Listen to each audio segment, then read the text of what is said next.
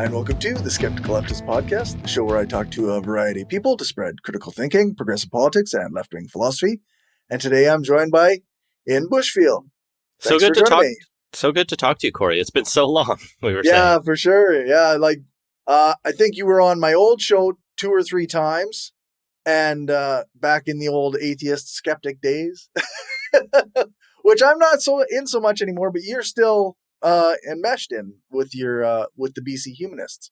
Yeah, it's my day job. I would say I work 9 to 5, but I have young kids, so it's more like 9:30 to 2:30, 5 days a week. So it's almost full-time role. No, that's all right. As long as you still get, you paid okay and can survive on that. That's fucking awesome, actually. Yeah, there's so few paid professional secular non-religious organizers in Canada. There's me and a couple other part-timers. In the States, there's a few, especially on the legal side. Some of the bigger organizations have legal staff. That's really cool. There's some in Europe, but it's a rare profession. Yeah, for sure. I mean, I don't know about the content, right? Because I have some side podcasts that I do, and we have Patreons, and that covers the bills for those. But getting to that level where you're making a lot, you're the 1% of the 1% creator out there, and then everyone else is just shouting at the void. And hopefully you get a couple hundred or a couple thousand listeners if you're really lucky. Right. On the activist side, I've just been really privileged and lucky to fall into this role. So I started organizing in undergrad when I was at the University of Alberta. I helped found the University of Alberta Atheists and Agnostics back in the height of the new atheist days, right? 2007. The Dawkins and Sam Harris books were out, and it was all the rage, and Hitchens, all the stuff that's quite cringe now for many.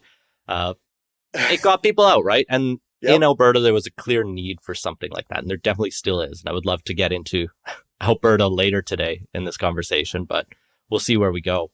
And so we set up a club, got 300 people signed up in the first little bit because people were just starving for some challenge to the Christian hegemony that enmesh that province. But there is such a high non-religious proportion in all of Canada. It's about a third now. It's half of BC. It's 40% of Alberta. I don't have the Saskatchewan numbers on hand, but it's not zero. It's at least a quarter, if not a third in Saskatchewan as well. Yeah. And there's a desire for a pushback. So I land in BC. I get involved in the BC Humanist Association. There's a little bit of money in the pot. And I say, hey, it would be great if we could go from this volunteer board to being more active, more organized, and build on that. And that's basically what I've been doing for the last decade. And we've been really lucky to get a couple bequests. People died and left us a lot of money. And that let us jump and start running deficits, essentially. Deficit spending, Corey. It can be really useful. Yeah. Organizations don't have to run like a household, eh? Well, eventually we do. But we have a big... we can't grow the economy the way a country can, but we can grow our membership base. And that's what we've been doing. So now we are fiscally sustainable, but that requires continually begging for donations. But that has helped, and we have a growing membership base both in British Columbia and across Canada, and that's what's making it possible to do the work I do. Oh, that's fantastic. Yeah, I'm not sure exactly what the numbers are in Saskatchewan either, but it definitely has got to be a third, I would guess, of non-religious people. I know our leadership is often very Christian nationalist or what have you, but I think even your conservative average person in Saskatchewan is kind of well, I don't go to church, but I don't really think too much about it.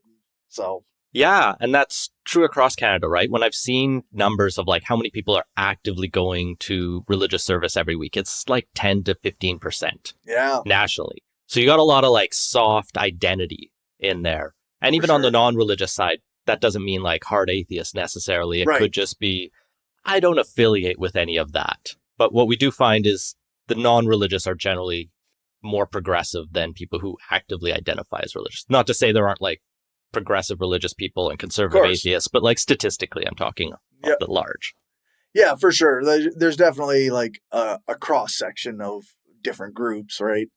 So I guess the BC Humanists, you've actually, I mean, it's the BC Humanists, but you're involved in stuff across the country. Yeah.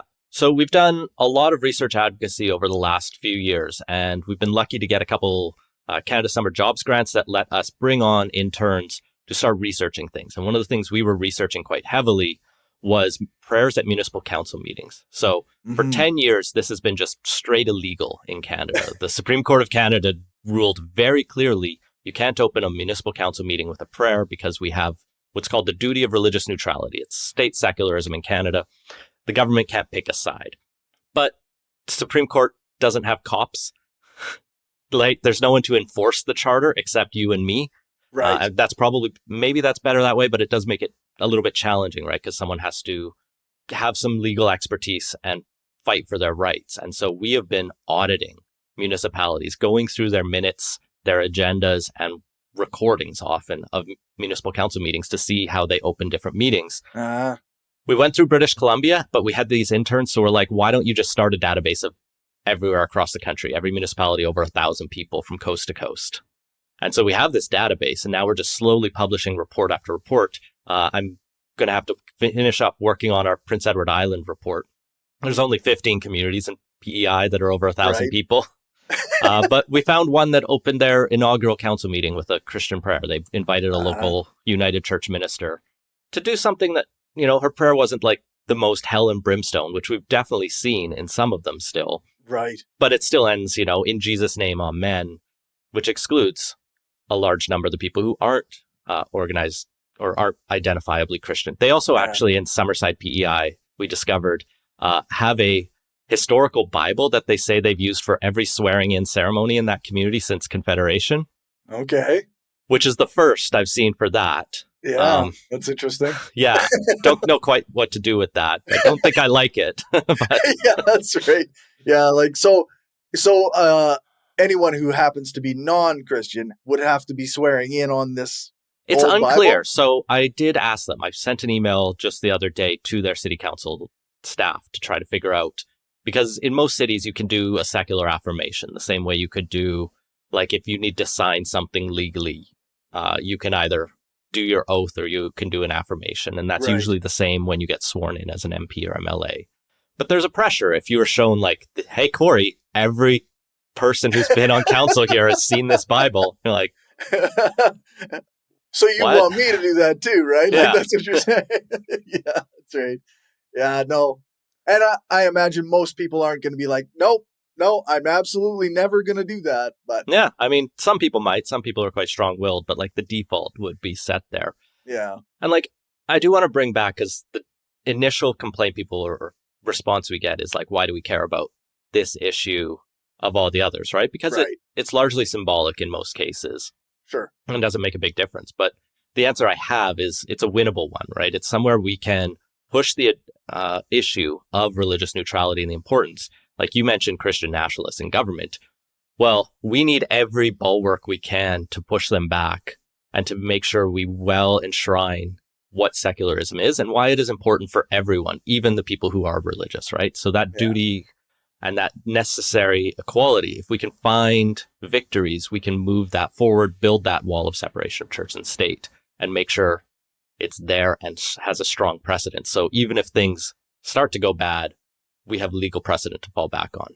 Yeah, for sure. I'm glad you kind of said that, because I was gonna put in the question, why is secularism important?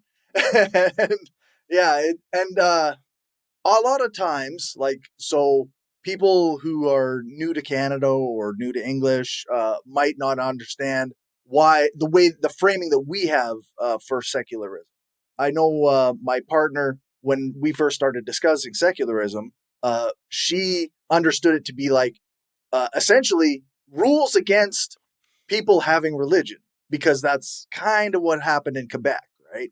Yeah, and it's still happening in Quebec, right? One of the cases we just applied to intervene in is English Montreal School Board versus Quebec, which is the Bill 21 dispute. So Bill 21, like you're kind of alluding to, was the law Quebec brought in a few years ago, saying that public sector employees in certain roles like teachers can't wear overt religious symbols. And what they meant by that was hijabs, kirpans for Sikhs, turbans.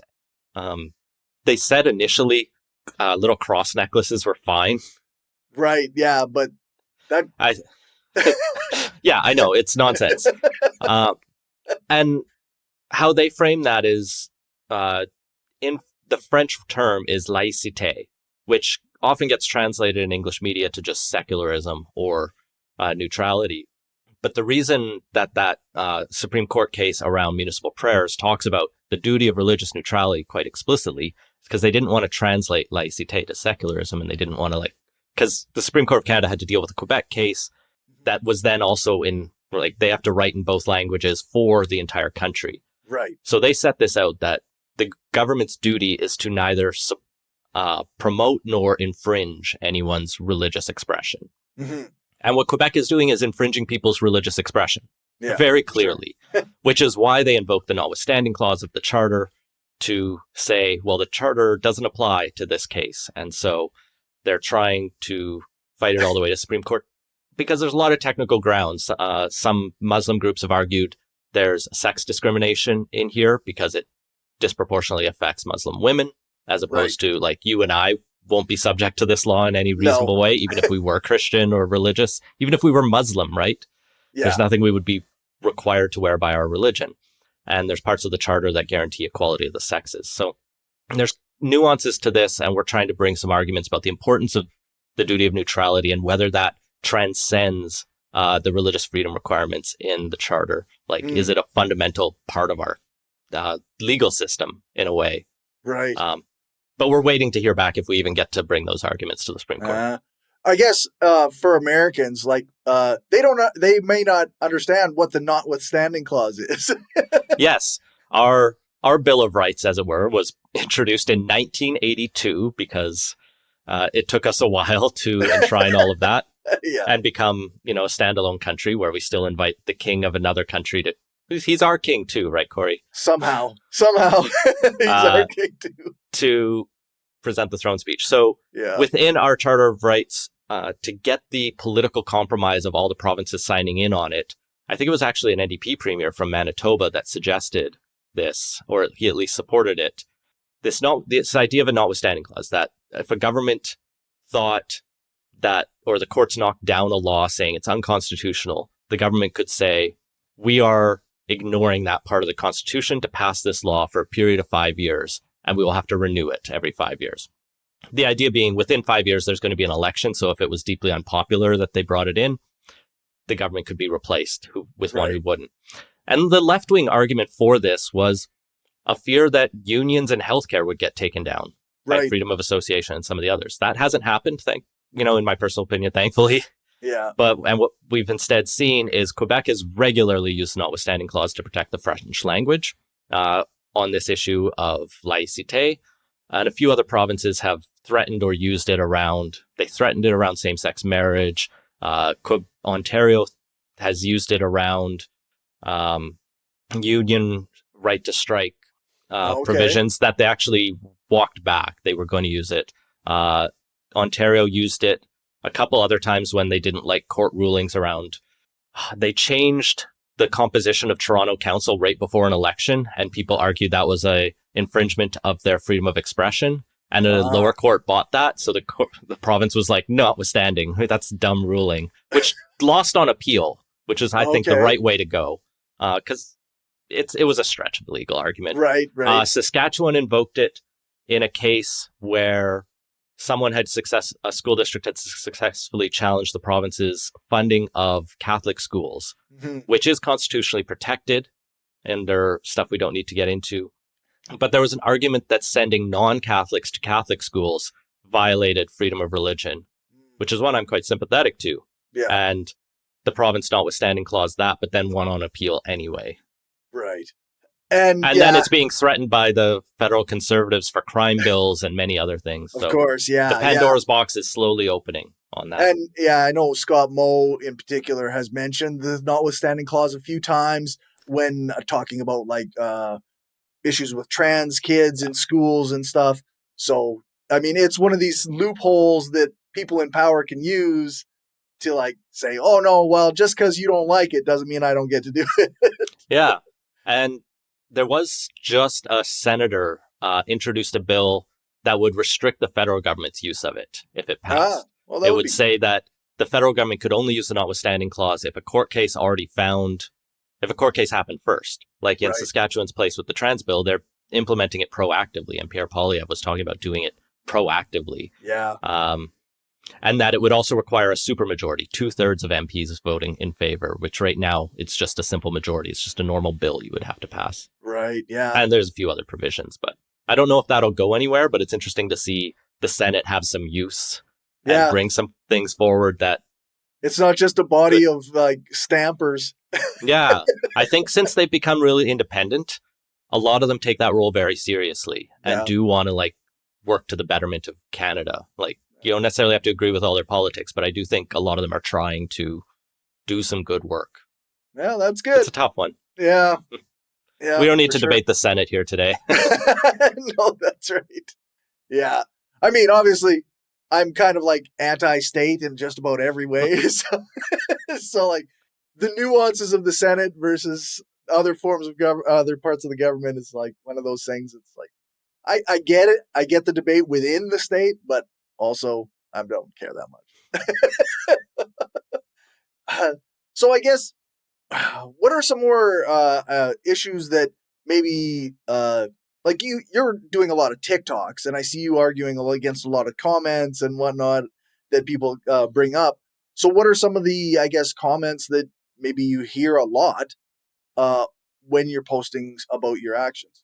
Yeah, I mean, TikTok's been really fun for our organization because I find that people really latch on to a lot of our messages. Things that have gone really well is when we're challenging religious privilege, just like when we're talking about property tax exemptions or charitable status. And one of the things that was really promising for our organization last year is we've put forward this recommendation to the federal budget for years that they stop granting automatic charitable status to groups that advance religion. And this is something that's a long part of Canadian legal history. It goes back to like the era of the Magna Carta. And it just kind of evolved through British common law into ours. And we don't actually have a definition in law of what a charity is. We're relying on stuff from Britain in the 19th century.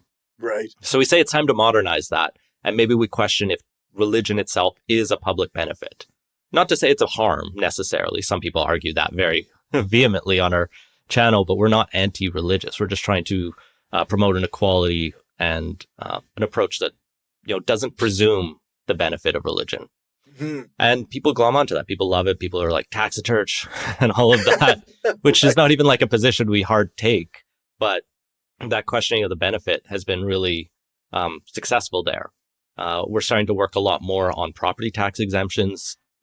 We just talked to a bunch of volunteers who are really excited to help us start categorizing in British Columbia how each municipality grants property tax exemptions to places of worship. So in BC, the church hall or mosque or temple, that place of worship is automatically exempt from property taxes.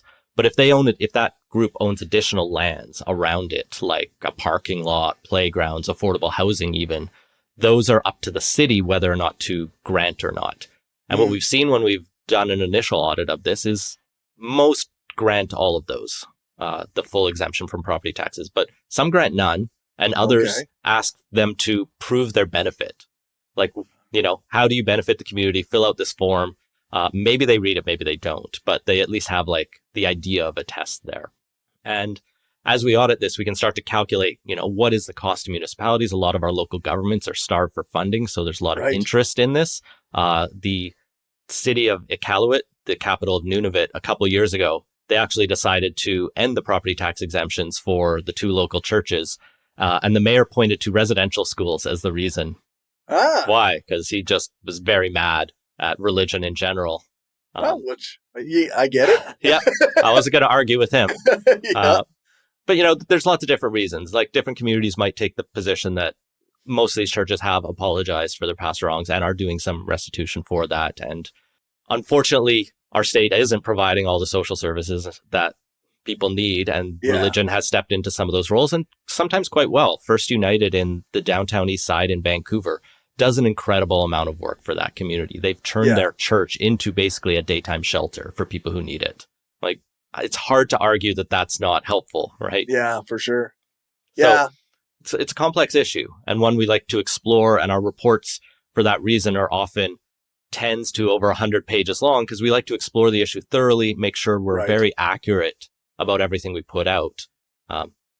I have played around with AI to see if it can generate a good report, and it can write some good sound bites, but it just misses enough information that I'm like, we still need those good volunteers too, and humans, obviously, to read it and make sure what we put out is true. But yeah, they're not terribly they're not useful in that way. I mean, there's lots of other issues we've taken on. If we want to come back to the legal realm, some of the interesting cases we've been involved in recently, there's this Jehovah's Witness congregation that two former members used BC's privacy law to ask for the information, that copies of the records that the congregations had on them. So BC's privacy law is relatively unique in Canada in that it's stronger than anywhere else, where any organization you're a part of, whether it's nonprofit, for-profit, you can ask to see the records they have on you. You can't necessarily ask them to delete them, but you can ask to see them, have them corrected if they have incorrect information. A lot of provinces limit this to for-profit or have other restrictions, but BC is just like, other than artistic and journalistic purposes, they have to give you those records. Right. And so the Jehovah's Witnesses, a notably secret sect of Christianity that has a lot of criticism out there. Yeah. Some people call it a cult. I'm not here to say that. These ex-members have been fighting for their records for years now, about 5 years, I think, since they first applied. The congregation said no because some of the records were involved in their disfellowship. Like when they got kicked out, the elders got into discussions and jotted notes about these people, and they say they need to keep those confidential because they're religiously privileged. What? Which is not a thing in Canadian law. There is no, I didn't think that made any sense. There's a little bit of precedent they're looking at, but it's not all encompassing. Like they're trying to argue. The Jehovah's Witnesses have argued that the whole of our Privacy Act is unconstitutional, and the courts have not bought that at any level. No, of course not. And they fought it at multiple levels. So the Jehovah's Witnesses fought, I think they're on their second court case already about this. The first one was just when these two people asked and they said no. And now the privacy commissioner has said, no, you actually have to give us the records. We'll review them to see if they should be turned over or not. And that's kind of the process.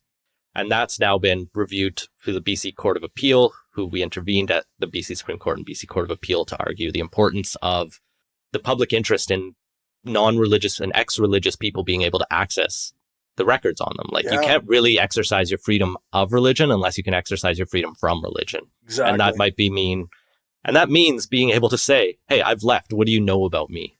Yeah. Because information is power, right? Yep.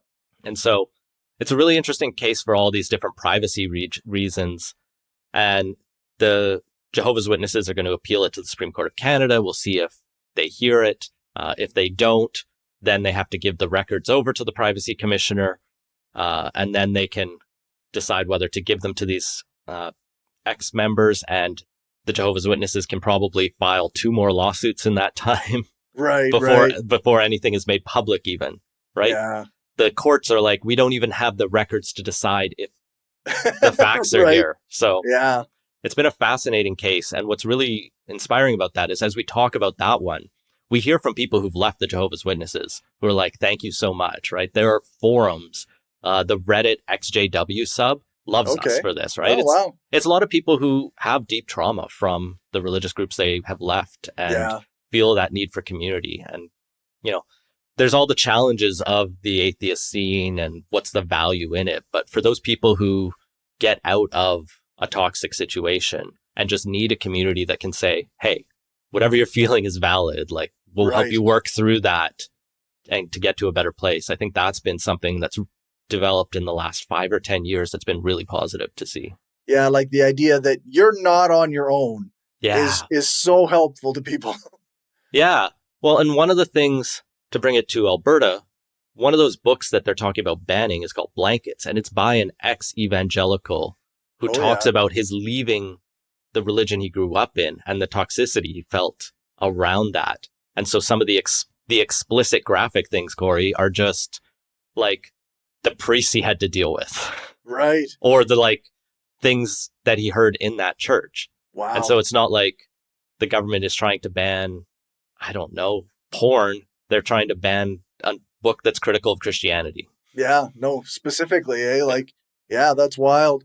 I know, I know lots of people have that, like, a lot of, like you say, trauma from their religious upbringings or the churches that they went to. There's a lot of, like, and I'm not saying that all, but there's a lot of shitty people who run churches, and they use that power to harm the innocent people that they're supposed to be shepherding, I guess.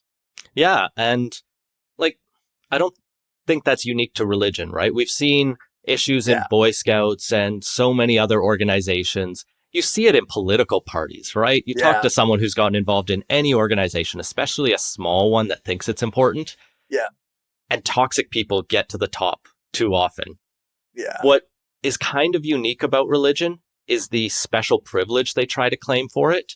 Either that divine right or that like freedom of religion means the state can't regulate us or watch what we're doing. Right. We're seeing a big push in the US right now for duty to report laws to come in place. Some states have them. Canada does to varying degrees across the country, but there's no religious exemption in Canada.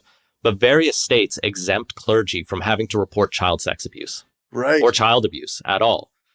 Teachers, for example, know they have a duty to report if they hear anything that might imply. Right. And that duty actually applies to every Canadian in most provinces. Everyone has that duty to report a child who might be in danger. Right. The idea that you can just exempt clergy, that's weird, is bad, right? I don't feel like that should be controversial. And I think most religious people would agree with that. Yeah, I think that's pretty bad. Yeah. I think of the Mormon church. You hear a lot of stories about the Mormon church and how like sexual abuse would be, it doesn't go outside of the church. They do like a meeting of their elders or whatever. And then they try to deal with it that way. But, you would hope that, they come up with the right thing and report it to the appropriate authorities. But yeah, I guess not. Yeah. And it's a heavy topic to talk about. So we don't have to dwell on it too much. But I mean, this thing is, it's moving ahead in the US. That's great to see. Washington State just had a bill go forward on that. It's something we're attuned to in Canada. And like I said, we don't have the same exemptions, but that doesn't mean the standards are equivalent across the board, or that people know that this is a requirement, or that police enforce it, because the state fails, as you can easily critique, right?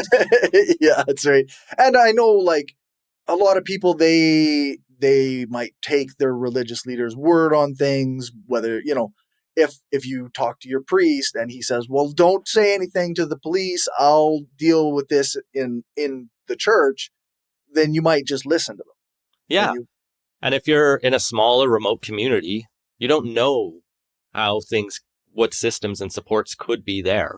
Or even if you know that they're there, reporting it might just isolate you from the few hundred people. I think of the people who grew up in the Bountiful BC community. This is the fundamentalist Mormon polygamist sect, where it's not the polygamy necessarily that was the problem, because I think we're both broadly supportive of however people choose to express their sexuality, as long as everything's consensual. It's the non-consensual nature of it, and the child abuse that we should have gone after.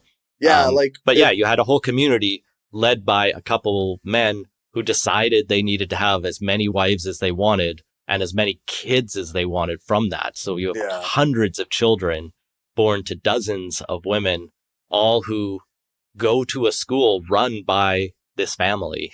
Yeah. And supported by the government because of freedom of religion. I guess I just remembered what I was thinking about earlier when I lost my train of thought. And so nonprofit organizations in Canada have to remain neutral politically, right? Like they can't, or nonpartisan. Nonpartisan, yeah. Yeah. Not necessarily neutral, but nonpartisan. And I wonder, like, so are churches within that category and are supposed to remain nonpartisan as well? Yeah, so it's charitable organizations, first and foremost. Nonprofit, like the New Democratic Party of Saskatchewan is a nonprofit organization, right? Right. It doesn't have shareholders. That's all that means. But Ah, it's clearly partisan, right? right. Yeah, for sure. But once you register as a charity with the Canada Revenue Agency, you get certain benefits. You're presumed better by so many agencies, and you can issue tax receipts. So if you give us money, you can deduct some of that off your taxes, and that's a benefit to you and to me, right? Because then we get a little bit more money. And part of that negotiation and history is that therefore charities should be nonpartisan. They shouldn't support or oppose political candidates or parties. Right. For the longest time, they were supposed to be minimally politically active, like no more than 10%. And a group called Canada Without Poverty a few years ago challenged that in court, saying, we want to eliminate poverty. To do that, that's a political action. we have to challenge policy. We have to, we can give people money. We can do a little bit of poverty elimination. We can definitely help some people in poverty, but we can't eliminate poverty without the government's help. So we need to be able to go to Ottawa and lobby them. And they fought that on free expression grounds and won a lower court case. And the government didn't appeal it and did change the law. So now charities have guidelines around the public policy development and dialogue activities they can do. And it's bureaucratic and dumb, but it does mean charities can lobby. There are still lobbying rules and other things that apply, but that varies by province. But it does mean we can do political advocacy, right? As long as it ties back to our mission and our mission of promoting secularism, promoting humanist thought, that kind of thing. Right. And so a charity, a religious charity, could lobby around promoting the value of religion. It could lobby around funding in religious schools if they think that's valuable. Okay. But they can't endorse candidates. And guess what, Corey? We've seen them do that anyway. Yeah, of course. In 2022, there were local elections here in BC. One church in Victoria invited candidates for the school board up. Would it surprise you that they were the transphobic anti-gay candidates? It would not, actually. Yeah. And it said, I hope, and the pastor there during the service said, I hope everyone in this church will support these three. We filed a CRA complaint with that. We also filed CRA complaints against three churches that hosted Pierre Poilievre last fall. Right? Wow. Where in each case, they brought him up on stage, hoped the congregation would support him, and then he did photo ops after. Wow. One was that they're all around Brantford area. I'm sure he's done more. But the problem is when we file complaints with the CRA, it's a black box and we don't know what they do with them unless the charity's status gets revoked, which is rare. Oh, geez.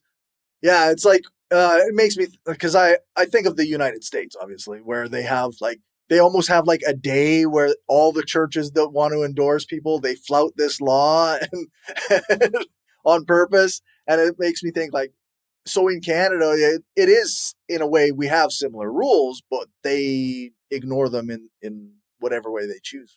Yeah. And to be honest, most charities are quite small c conservative about these rules. They avoid doing anything political because they're still afraid from particularly the Stephen Harper Prime Minister era when charities were being audited for their political activities. And it was after that the rules got changed and these new allowances have come about. But charities are still afraid, understandably, because most of their advisors and lawyers, have that mindset where risk averse. Risk averse. That's right. Yeah. But there are churches out there who never seem to be that concerned. Most churches are definitely not partisan, as far as I can tell. Not openly. You can tell there's definitely liberal churches and conservative churches, but most are smart enough not to bring a politician on stage and endorse them. Right. But those ones who do, I think the CRA does have a duty to investigate and see if they're following the rules consistently. But I don't think they do because the CRA is actually underfunded. And what I think I've seen when governments talk is if they invest in CRA to audit more people, they get, you put $1 in, you get $2 back. Right. Especially when they start going after, high wealth tax evasion. Yeah. But they don't do that. They do a bit, not enough. Yeah. They could do lots more. I know I get lots of bills from the CRA going oh, you still owe us $200. But yeah, you got served, didn't you? Yeah, you'll get an audit. Yeah, that's right. Yeah, for sure. I had to pay $2,000 back for that.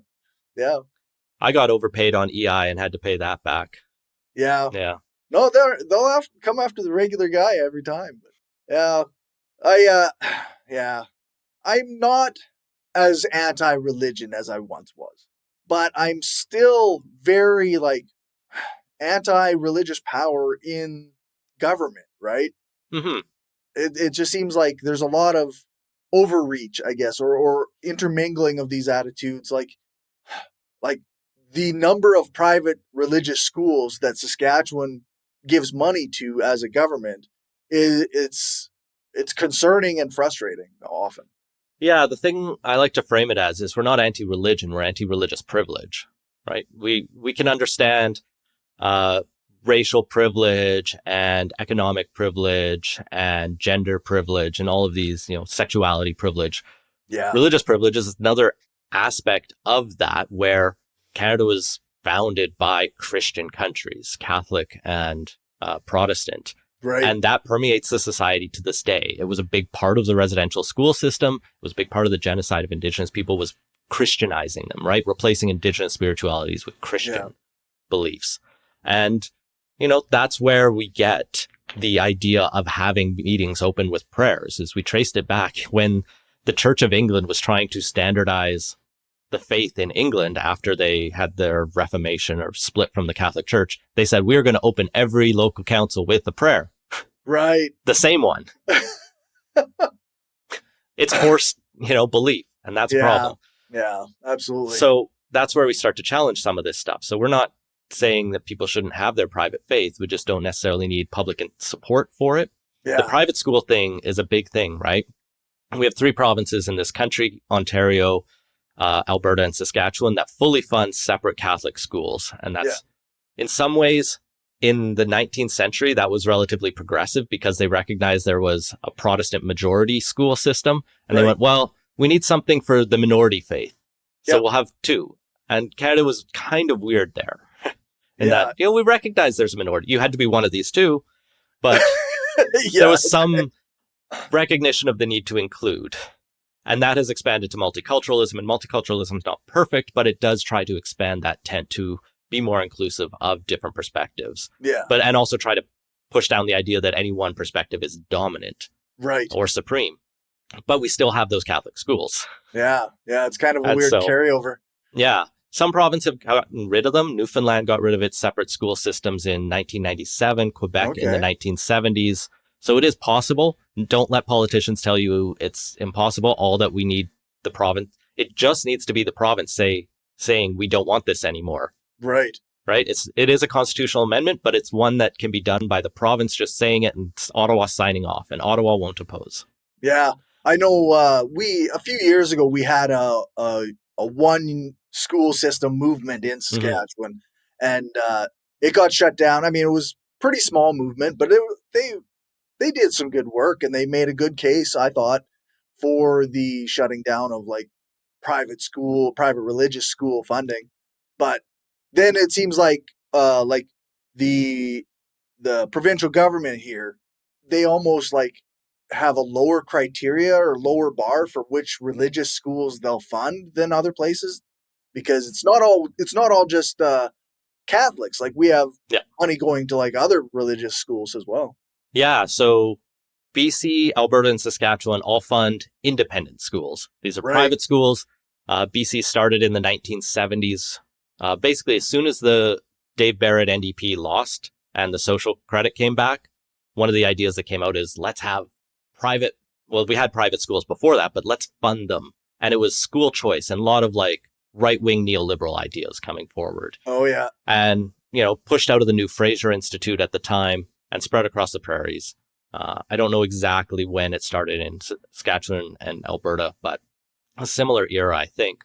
And the amount varies. So in BC here, a private school generally gets 50% of the funding of a public school per student. In Alberta, I think it's 75%. Although Alberta is weird because they also have charter schools, some of which are religious, and a lot of different things. They have religious alternative programming in the public school as well. Okay. It's a mess there. And then Saskatchewan, I think, is like 60 or 70% funding for those private, non-Catholic schools, most of which are religious. So when I've looked in BC, like 2/3, I believe, of the schools and student population are going to faith schools. They get most of the money. There are some like elite private schools. Those get a little bit less money in BC. There's some that are special needs schools, right? Our public system doesn't serve everyone. I think it should, and we argue it should. Yeah. In the meantime, there are schools set up for kids with dyslexia, other reading, learning disabilities. And there are people who will fight for those. And I get it, right? Yep. And that's kind of the only one that makes sense to me. There's also there's a couple Indigenous run schools in BC that get funding through this stream as well.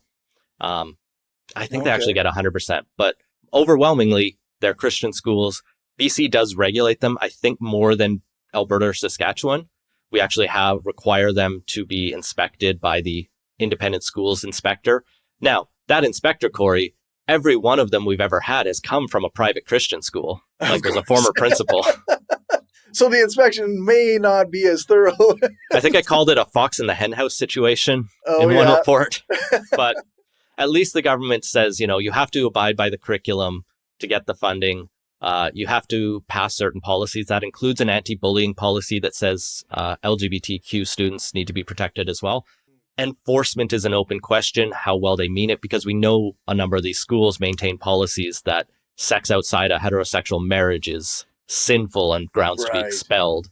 We know schools have not renewed teaching contracts of staff who are found to be in a same-sex relationship. Yeah.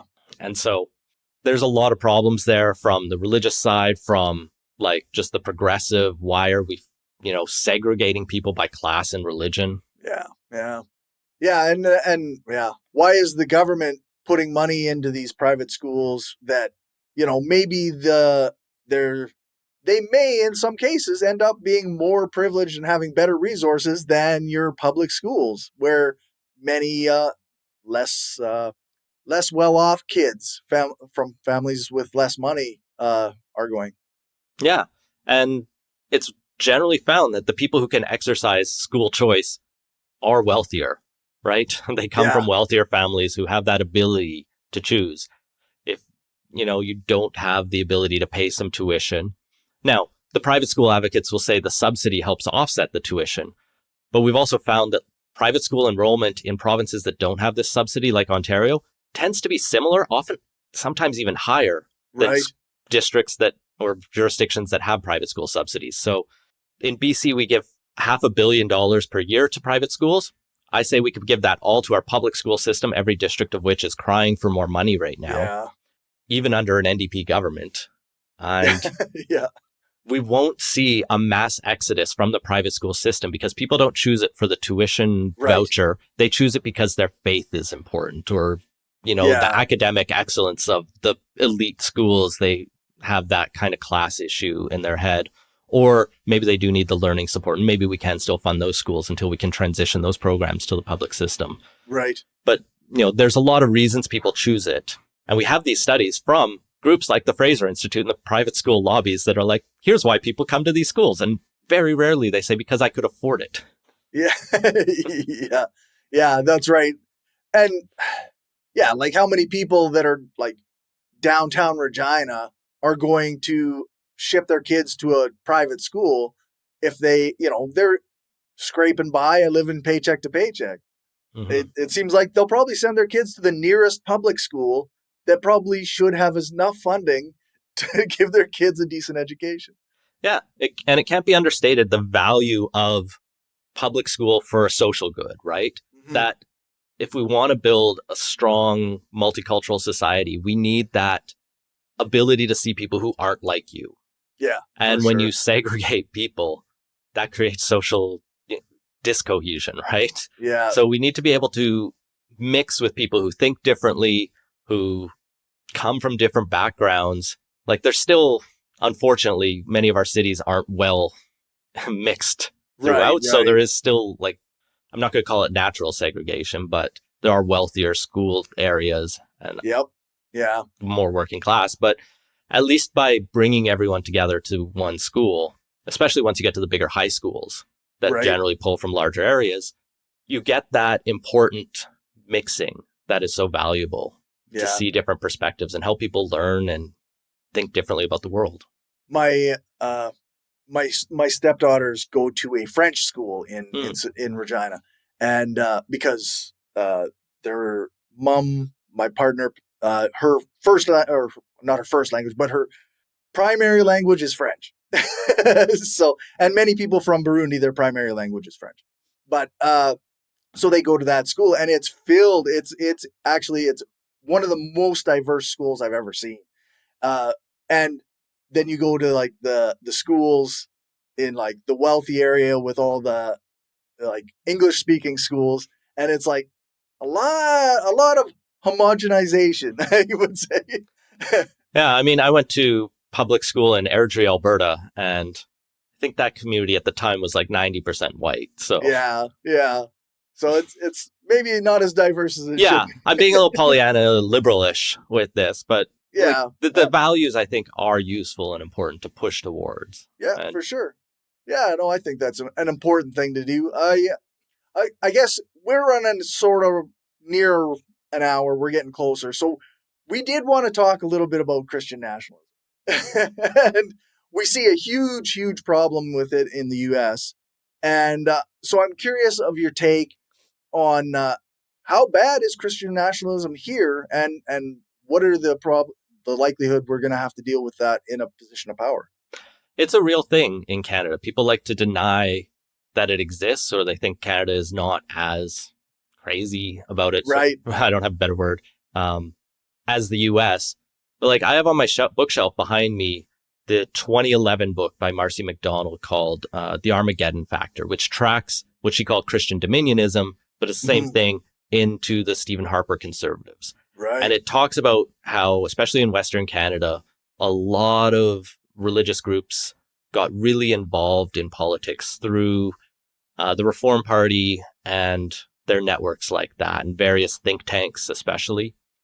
Trinity Western University launched a whole, in that era, training school in Ottawa for young politicals to get involved in politics. And most of them went to the Conservative Party. Some maybe went to some of the less pro-choice liberals, but that parties generally purged them.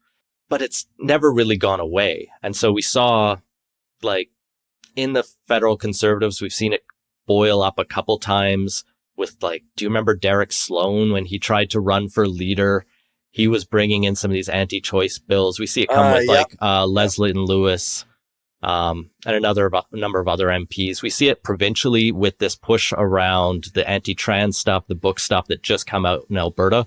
One news piece I just saw was reporting that this group Action for Canada generated the list of these 4 books, which all have LGBTQ themes, as the ones that the Alberta government cited as these are too graphic and brought to us by parents. But these groups are bragging about it. Yeah. Here in BC, the new BC Conservative Party that just replaced our kind of center-right free market coalition, some of their MLAs invited this group called ARPA, the Association for Reform Political Action, to table at the legislature and talk about why they're opposed to abortion and medical assistance in dying. And if you go to ARPA's website, you can find all kinds of fun policy papers, like why spanking is good. Why we should, God's law, God's divine right of fathers, obviously, to exert discipline. It's hideous stuff. Yeah. But like these groups have been around for a while and they have found new life. It's deeply connected to the convoy movement and all of that kind of freedom stuff. They've found ways to just reassert themselves. And sometimes we don't like to just call it out for what it is, but it's around. Yeah, no kidding. I know, like, and I guess you sort of see it a little bit in like these Western separatist movements as well. Like we just had in our last election, they didn't call themselves separatists during the election, I don't think, but they absolutely were talking about like there was, I can't even remember the name of the party, but there's the separate conservative party in Saskatchewan who's like, we're more conservative than the conservatives, than the Sask party. Well, in Alberta, the leader of this Alberta Republican Party, they're connected to the ones trying to push for the referendum. And this party has like faith, freedom, liberty as their Right. tagline. And you go through their policy things and they're like, we need to bring God back. These are traditional Albertan values. And maybe we join the states. Maybe Oh, we don't, but we jeez. definitely want to like have the referendum. And in the meantime, we'll also do a lot of like far right Christian nationalist stuff. And it's fascinating, right? Separatism, because when you look at the history of Quebec separatism, Scottish separatism, it was always kind of social democratic, Right. right? The Parti Québécois brought in most of the like social policies that Quebec has because they Yeah. were trying to build a strong province. These separatists don't want that. They want like anarcho-libertarian Christian, like not the good anarchism, Corey. Yeah, that's right. Yeah, no, I know. They want the church to rule their local community, Yeah, or the government is telling you what not to read. right, right. Yeah, it's wild. It's pretty extreme stuff to see. And right now, like Scott Moe and the provincial government here, they're actively like they're saying like we won't shut down any referendum if there's enough signatures on a petition to get a separatist referendum going. And I'm like, I don't know. Saskatchewan wouldn't survive very well. No, these politicians are playing with fire the way like I saw the analogy to like David Cameron back in the Oh yeah, pre-Brexit era where he was like, we'll just have the referendum. That'll let them let off steam and everything, it'll lose and everything will be fine after that. And yeah. And then you're committed to this fucking thing where now all of a sudden you have to leave. And oh no, no, thank you. But Canada's not perfect by any nope, stretch. nope. But I think efforts to take it apart need to be far more serious and far more open about what they're actually talking about. When we're talking about establishing like a theocracy instead, Yeah, that's right. And we like, need. yeah, I also get stuck on like I get stuck when people start calling them traitors, right? Like I go like, I'm not anti-treason actually. But what I am is I'm anti creating these new states that are like built on religious domination of uh, everyone who doesn't conform to the white Christian hegemony. Yeah, because there's no desire within these separatist movements to recognize indigenous sovereignty, No, which will torpedo their movement, right? absolutely. They like to pretend these things don't exist. Yeah. Like here in British Columbia, the First Nations, many of them are quite strong. Some of them are working with the government to close provincial parks because they need to use it for their traditional and ceremonial uses. And also the like tourist population is destroying the park. So it's like a managed, we need to keep control of this. Yeah. But it's pissing people off. And there's disingenuous people out there creating these like public lands advocacy groups saying we need to have open dialogue about who should have access to this land. Well, it's like, it's not your land, Yeah, that's right. especially in British Columbia, which mostly isn't under treaty. Yeah, it's So like if a First Nation says, a huge amount of unceded territory. yeah, Yeah. Ugh. and Well, it's not like they're closing it to just yeah, Indigenous people. No, they're closing it to just their nation. right. There was a good piece in the Narwhal by, I think it was Michelle Sia, saying, like, I'm Indigenous. I can't go to Joffrey Lake Park right now because I'm not of the Squamish yeah. or Lil'wat nations. Yeah, that's another thing that constantly happens too. Is like the all Indigenous nations are the same. They're all Indigenous people, right? But that's not how it works either. So A lot of really tough conversations, and yeah, the separatists are really trying to simplify it into just like Western grievances. And like, right. I grew up in Alberta, right? I know the grievances. Some I think there's some legitimacy to, but I think we grant far too much. And the media loves to hype it up because, it generates clicks, it sells ads, That's right. and It's they have to have some headlines. balance. Yeah.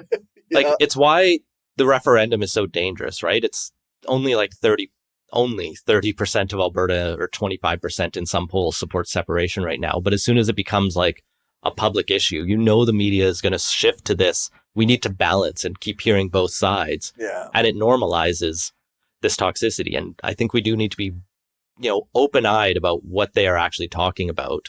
And they're not talking about a free and open society that's available to everyone. They're talking about a Christian nationalist state for the few. That's right.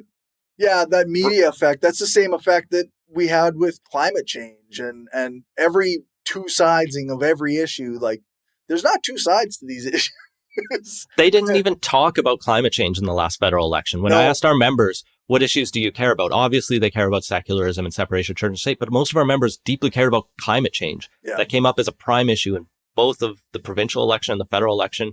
And all we got was, we're going to kill the carbon tax. Yeah. And we could have a debate about whether the carbon tax is a great policy or not, but sure, we need something. Yeah, that's right. We still need to have a climate policy. Like, you vaguely pointing at like innovation and new industries. Like, I got solar panels on my roof recently. I'm trying to do my little part. Yeah. Part of that is just like, nerdy privilege and being able to access the government programs to subsidize it over the next few years. We need a much bigger program and yeah, that's right. a vision of how we're going to meet these goals and keep the planet from burning, because we're seeing it, right? Yeah, that's right. It was 30 degrees here the other day in Metro Vancouver in May. Right. Yeah. Yeah. Our weather's all over the place. Like it's very strange. It's very unpredictable, in my opinion. Like it's due to climate change in my view. I'm not an expert by any stretch, but so I guess before we go, I wanted to ask you, okay, because you're obviously a pretty progressive guy, and I've seen some pretty good stuff, some pretty progressive stuff coming out of the BC Humanists stuff that you post and other people that are involved with the organization, and I guess do you face backlash because of some of your progressive perspectives that aren't related to the secularism? Yeah, I mean, on any issue, we're a broad tent organization, so I don't expect, unanimous opinion on anything. There's people who don't like that we go after municipal prayer so much because they have different priorities. If a lot of people want us to take on like God in the anthem and charter, and we largely haven't because they're tough issues that have a lot of inertia. Right. But if we took those on, people would be mad. When we speak up about trans rights or Indigenous rights, we get some people who don't agree or push back on that. It's kind of the breadth of and challenge of mass organizing. But I guess the way we've approached it, right, is humanism isn't just atheism or secularism. Humanism is a positive worldview that sets out not just our position on does God exist, which is probably not or no, right, but how should we live and how should we be as community and as a society? And it tries to answer a lot of these broader questions with reason, compassion, and hope, I like to say. So you can find it well said in many different documents because humanism has way too many philosophers who love to write. But yeah, it's generally viewed as a progressive philosophy that tries to improve the world. One of the first humanist manifestos called for the collectivization of the economy. They've tamped that down a bit since then. But that's where the founding started in the 1930s, was on the left. Yeah. And it's always been pro women's rights, pro gender equality, pro LGBTQ rights. Henry Morgentaler was one of the founders of Humanist Canada, and he led the fight for abortion in Canada, went to jail for it. So it's a progressive movement that tries to advance good things in society. Yeah, no, I personally, I appreciate that. I think that not just BC Humanists and some of the work that I've seen there, but also you actually helped me down the path I'm on now with some of the stuff we talked about back in my old podcast. Oh, I'm glad to hear that. So I appreciate the work that you do, and I appreciate the work that the BC Humanists do. Thank you, Corey. And it's great to see that you're still podcasting and getting the word out and working on it anyway. Yeah. So I guess, where can people find you and where can they go see the BC Humanist stuff? It's pretty easy to find me. I'm the only Ian Bushfield that has existed. So you Google me, you'll find my placeholder website. I'm most active on Blue Sky personally. My Facebook and Instagram are personal, mostly posting pics of my kids. So if you ask to add me on there, I won't approve it probably. But follow me on Blue Sky. That's where I spell my opinion, so you can listen to my podcast, Politicos or Camby Report. BC Humanist Association is at bchumanist.ca. We're on Blue Sky, Threads, LinkedIn. I have a cross-posting app that works for it. TikTok, quite easy to find there, just BC Humanist on most of those accounts. Probably a few others, but I forget them. LinkedIn is one of those ones that I've avoided posting on because people that I work with and know in real life are on there. and we don't always see the world the same way. So we're connected to a lot of the pro bono legal counsel that we've worked with on there. And it's fun to follow them, at least. But yeah, we've been really lucky that there's a few lawyers in Metro Van who really appreciate our work, and they've reached out to us, and that's why we've been able to take these cases on. That and, like I said, the donors. Yeah. We welcome contributions, big and small, from everyone across the country. Yeah, that's to great. Support our work. Yeah, like I guess not to get too obvious, but it's called the BC Humanists, but you do work all across Canada. So yeah. Well, thank you very much for your time, Ian. No problem. Thank you so much.